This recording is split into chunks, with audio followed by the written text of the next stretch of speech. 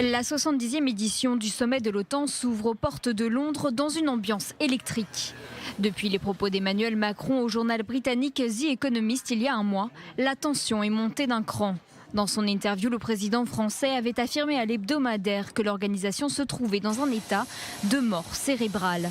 À l'ouverture du sommet ce mardi, le président américain donne le ton. C'est une déclaration très difficile, c'est très insultant pour les 28 pays membres de l'OTAN, en comptant la France.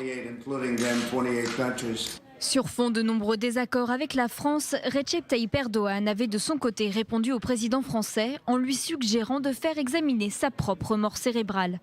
Au cœur du différend entre les deux pays, l'intervention turque au nord-est de la Syrie, lancée en octobre dernier, officiellement pour relocaliser des milliers de réfugiés syriens, officieusement pour éloigner de sa frontière le groupe YPG, que la Turquie considère comme un groupe terroriste.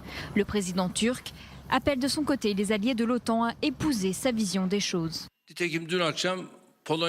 Si nos amis de l'OTAN ne reconnaissent pas comme organisation terroriste ceux contre lesquels nous combattons, excusez-moi, mais nous nous opposerons à toutes mesures qui seront prises. Il est évident que l'alliance doit être renouvelée.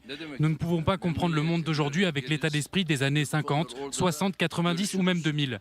L'OTAN doit être plus décisive, efficace et proactive face aux menaces asymétriques émanant notamment des organisations terroristes.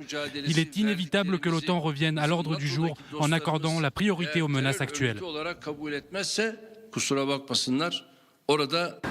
Au sommaire de ce sommet, les gros dossiers de la politique internationale, dont les manifestations en Iran. L'Iran tue peut-être des milliers de personnes en ce moment même. C'est pour ça qu'ils ont coupé Internet, pour faire en sorte que les gens ne puissent pas voir ce qui se passe. Mais des milliers de personnes sont tuées en Iran à l'heure où nous nous parlons. Ce sommet de 2 jours sera bref, 48 heures pour faire le tour des thèmes sensibles et des défis qui attendent l'Alliance, budget de l'organisation, conflit en Syrie, lutte contre le terrorisme et même un programme de défense commun dans l'espace.